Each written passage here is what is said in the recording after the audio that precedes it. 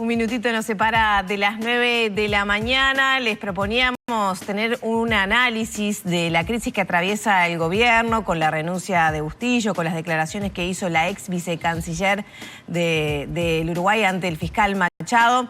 Todo esto entonces lo vamos a conversar y ya le damos la bienvenida entonces al politólogo Oscar Botinelli, presidente de Factum. Bienvenido, Botinelli. ¿Qué tal? ¿Cómo están? Muy bien. Bueno, me imagino usted que con mucho trabajo, ¿no? Porque todos los días aparecen cosas para sumar a este análisis. Sí, ayer fue un día de locura, ¿no? Exactamente. ¿Cómo el primer impacto que usted puede analizar, cuál es justamente ese primer golpe que recibe el gobierno con todo esto? Bueno, a ver, yo creo que hay que diferenciarlo. ¿Cómo va a impactar en la gente, en la opinión pública? Hay que esperar. Muchas veces ocurre que grandes acontecimientos da la impresión de que impacta el otro día y no ocurre. Y a veces hay una sucesión de hechos. Pasó el periodo anterior, el tema Sendic al final termina detonando por una cosa no tan grave, pero que sí lo que había ocurrido es toda una acumulación, que llega un momento que algo hace explotar. Bueno, este es un acontecimiento importante, ruidoso, porque está afectando a un hombre de clave en la presidencia de la República, al ministro de Relaciones Exteriores, al ministro del Interior, a los viceministros, con acción judicial, la fiscalía, en fin, que probablemente repercuta. Pero eso hay que esperar, ¿no? Lo que sí es cierto que ha creado una conmoción en el medio político y lo que lo rodea, obviamente, la comunicación. ¿Se puede hablar de una crisis institucional? No, crisis institucional es cuando quiebran las instituciones. Acá lo que puede haber es una afectación de la forma de manejo pero las instituciones como tal no. Esto parte, para empezar, de una interpelación en la Cámara de Senadores. Esto toma acción la Fiscalía Nacional, la fiscal de turno, es decir, se canaliza todo dentro de lo que es institucional. Otra cosa es que haya personas que hayan hecho cosas que no son de recibo desde el punto de vista institucional, pero bueno, en la medida que se acciona un fiscal, acciona el Parlamento, hay que esperar qué hace la Presidencia de la República, desde el punto de vista institucional, como tal, no hay ningún quiebre. Lo que hay sí es una crisis política y especialmente yo diría que es un hecho que en principio parece que golpea al presidente de la República y además en una sucesión de hechos, porque estuvo antes, acá está no solo dos ministros de su confianza, el ministro del Interior, confianza política, de las Relaciones Exteriores, que es llamado por él como embajador en Madrid para que se ocupe la Cancillería cuando renuncia Ernesto Talvi. Guillermo Maciel, hombre que fue puesto ahí como el hombre de presidencia, cuando el ministro era alguien del propio partido, pero de rival, digamos, del presidente, como Jorge Larrañaga. Por lo tanto, se está hablando del cerno del presidente y de Roberto Lafluf, que es una persona poco conocida por el gran público, muy conocida en el medio político, en el medio comunicacional, y que es uno de los hombres más importantes de este gobierno, no diría casi el más importante, es el alter ego del presidente de la República, es el hombre que participa en la reunión del Consejo de Ministros, con los senadores y diputados de la coalición, por ejemplo, la reunión en la casona del Prado que menciona Bustillo, o en la residencia Suárez, o en Anchorena, y dice qué hay que hacer, cuál es la estrategia. En la reunión de la casona, 19 de abril, previo a la interpelación sobre Marcet, es el que dije la responsabilidad hay que ponerla en Mujica, porque esto es responsabilidad del gobierno Mujica, y eso desarrolla toda una tesis Guillermo Maciel, el viceministro del Interior en el Senado, sobre por qué era responsable el gobierno Mujica, y lo dicen varios senadores del Partido Nacional. Es decir, el papel... ¿Esa mirada estratégica la aportaba Lafluf? Sí, Lafluf se dice asesor en comunicación. Bueno, no es que dice de qué color va el fondo ni qué corbata se pone el presidente. Es una estratega comunicacional y eso lo traduce en un gobierno que la comunicación es clave, el gobierno que ha puesto la comunicación, como muchos gobiernos modernos, ¿no?, en el centro de la acción. Lafluf es el hombre de la estrategia, pero además, cuando se reúnen los líderes, por ejemplo, la calle Pou los invita a cenar, y está la calle Pou con Julio María Sanguinetti, Guido Manini Ríos, Pablo Mieres y Roberto Lafluf. Y, bueno, líderes que le han dicho, bueno, presidente, ¿qué le parece? Vamos a hacer tal cosa. Y la FLUF diciendo, no, eso no. Que el presidente no va.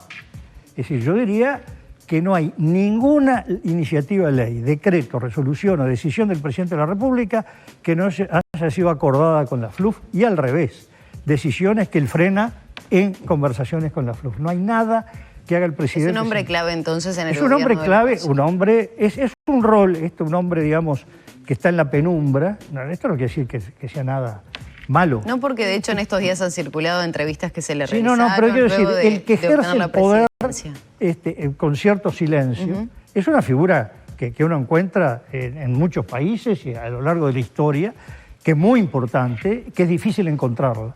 Es difícil, es un hombre brillante realmente, ¿no?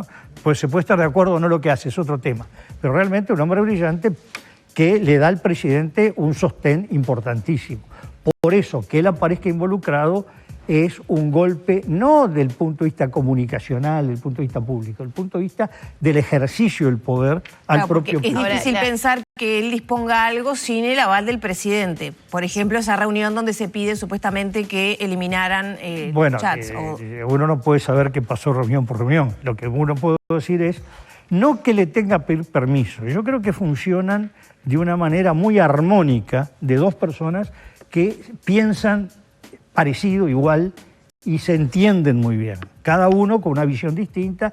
Un hombre más técnico, la calle Pou un político de acción, pero son roles que se ven en el mundo. Se puede citar un conjunto de personajes, incluso hoy, detrás de presidentes. Ahora, Botinelli, no quiero dejar pasar esa pregunta que hace Lore. La FLUF por sí mismo, por motu propio, ¿tiene esa capacidad de convocar a reuniones invocando al presidente? ¿Tiene esa capacidad de decisión, digamos, o ese poder? Bueno, yo diría lo siguiente.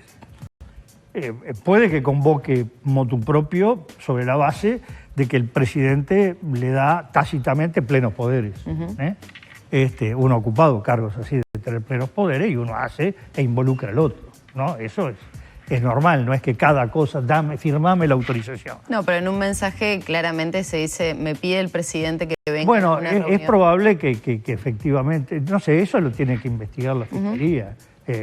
Yo me atengo a las declaraciones y por supuesto faltan muchas. Ha hablado Maciel, Heber habló antes, pero Roberto de la FLUF se fue a Río de Janeiro, no está acá, no ha hablado. Se fue a ver la final de la Libertadores, el asesor de la Conmebol. Bueno, y ahí es una pregunta que también quería hacer. ¿Cómo influye todo esto? Porque hace un poco de ruido, ¿no? Que una persona tan cercana a presidencia, con el poder que usted describe que tiene la FLUF, también tenga un trabajo con la Conmebol, con el poder que mueve esa institución, con el vínculo con Paraguay que tiene esa institución y con la vinculación que Marcet tenía con Paraguay también. A ver, desde el punto de vista formal no hay ninguna incompatibilidad porque él no ocupa un cargo público.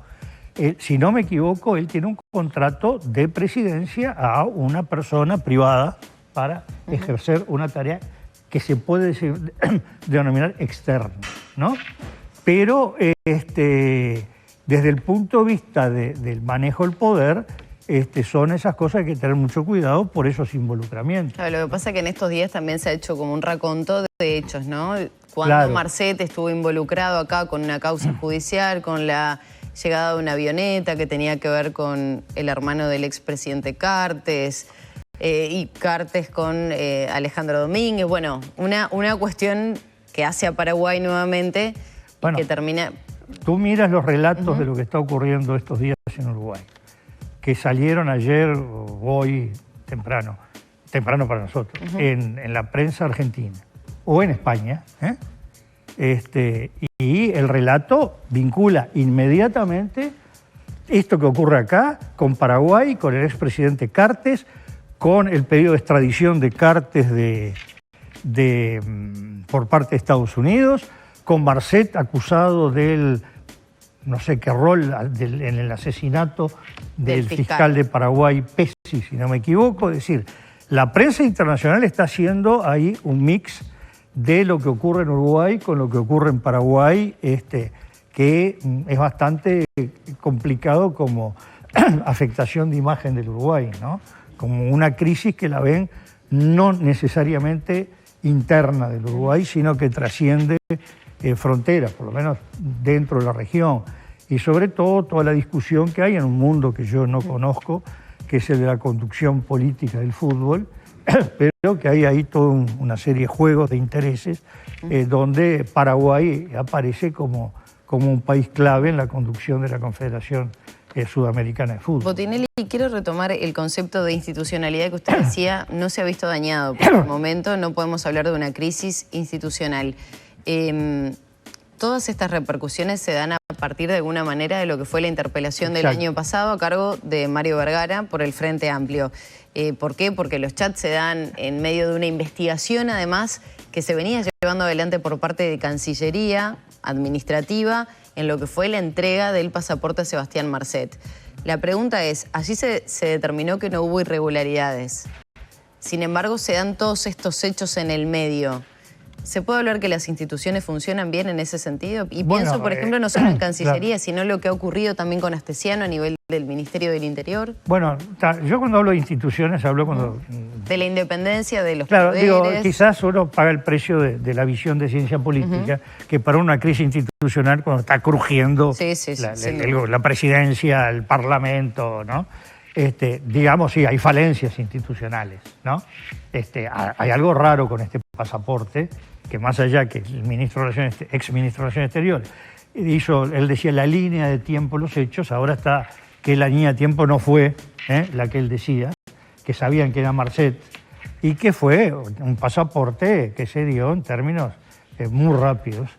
Y surge una pregunta que algunos actores han hecho por ahí en el día de ayer. Bueno, perfecto. Acá está todo lo que ocurrió como una especie de trama para tapar lo que ocurrió. Pero ¿por qué ocurrió? ¿Qué hay detrás? Es decir, ¿por qué a Sebastián Marcet? Que es lo que se ha perdido un poco de vista, ¿no? Se le dio un pasaporte estando detenido, preso, que como se le quiera llamar, en Emiratos Árabes. Si fue absolutamente decisivo, no tan decisivo, pero fue importantísimo, porque si no, no se mueven como se movieron para que el pasaporte llegara en jet express a Abu Dhabi, ¿no? Entonces, la pregunta es que lo que sí hay acá es cosas a investigar, más allá de cómo fue el tema del pasaporte y de los intentos de ocultamiento al sistema judicial o de dar información no correcta al Parlamento, porque claramente hubo omisiones y algunas cosas directamente dichas falsas, ¿no? Entonces, bueno, pero eso se hace ¿para qué? ¿Porque estaban jugando a una trama o había algo que se estaba protegiendo? Esa es la pregunta que fueron hechas por dirigentes políticos de alto nivel del oficialismo o de la coalición en el día de ayer, no solo por la oposición, ¿no? El problema es que, por ejemplo, si uno empieza a recapitular lo que fueron esos mensajes entre los el actual subsecretario y la ex vicecanciller, entre Maciel y H, Maciel advierte que necesita saber si está detenido porque es un narcotraficante pesado, peligroso. Ahí uno tiende a pensar que hay cierta preocupación por parte, ¿no?, de las esferas del gobierno que dicen, bueno, hay algo que hay que prestarle atención a esto. ¿Qué está pasando? Bueno, en la interpelación se menciona que yo no quiero equivocarme porque no conozco mucho la estructura, una repartición importante de la policía, no sé si tiene que ver con inteligencia, con drogas, con inteligencia, había advertido a su similar de Paraguay sobre Marcet tiempo antes, es decir, el ministro y viceministro del Interior son los jefes de toda la policía del Uruguay. Y resulta que esa policía tenía una información que se la transmite a Paraguay, por lo tanto, quiere decir que algún conocimiento había en la estructura del Ministerio del Interior, ¿no? Entonces, y bueno, está ese creo que fue un chat de Maciel a H cuando advierte, pero claramente hubo una serie de cosas que tuvo que ver con este episodio que no cierran del todo, ¿no? No, y lo otro es, este silencio del presidente de la República y de su mano derecha, como es Roberto Lafluf, por un lado puede ser una estrategia, puede ser tomarse tiempo para ver qué hacen, apostar, que ya pasó otras veces, que el ruido se cae solo. Bueno, silencio público, ¿no? Porque algunos llamados directos con el presidente supuestamente hubo. Mieres habló con el presidente, hubo un llamado también con Fernando Pereira del Frente Amplio. Del presidente. Exacto. Según dicen, del presidente a Fernando Pereira. Sí. Pero, por ejemplo, no habló con todos los líderes de la coalición, por lo que tenemos entendido. Y tampoco hubo ninguna respuesta pública. Estamos avanzando el siglo XXI. No es la época que, bueno, espere que venga desde Yalta el barco en 2 meses para que hable el presidente, ¿no? Estamos ¿Es un hablando error eso? de que ¿Debería comunicar a la ciudadanía? Que podía ser un mensaje de 10 minutos en un Zoom, en un meeting, y dar alguna mínima explicación, ¿no? Este silencio, donde habló el presidente, salió ayer. Resulta que habla sobre la bondad del Uruguay en la conferencia, este foro de las Américas, como en el momento que está renunciando el canciller de la República. Además, para el exterior, no para la política interior el papel del canciller no es tan no, pero era un viaje que estaba previsto pero realizarlo para el mundo, ¿qué? Era un viaje que estaba previsto realizarlo con Bustillo, además. Bueno, Bustillo tenía, si no me equivoco, previsto declarar hoy en Fiscalía e inmediatamente viajar a Estados Unidos, y resulta que ese canciller que está siendo esperado ya no lo es. Ahora, ¿no? Para aprovechar estos minutos, Botinelli, respecto a, por ejemplo, el rol que está jugando la oposición en toda esta situación política del país. ¿Es correcta? ¿No es correcta? ¿Ha salido agresivo? ¿No tanto? ¿Ha sido medido? ¿Qué lectura hace usted? No, yo creo que al principio hubo algún desafine, como cuando alguien mencionó, por ejemplo, juicio político al presidente. Hay que tener mucho cuidado, un juicio político. A ver, un ministro del Interior, o un ministro cualquiera puede caer, o un funcionario, por razones políticas o de confianza, que no necesita pruebas. Decir, no, a mí no me merece la confianza del cargo, que se vaya. Un presidente de la República, un juicio político, al que sea, pero al presidente de la República es un juicio por delitos gravísimos, como establece la Constitución.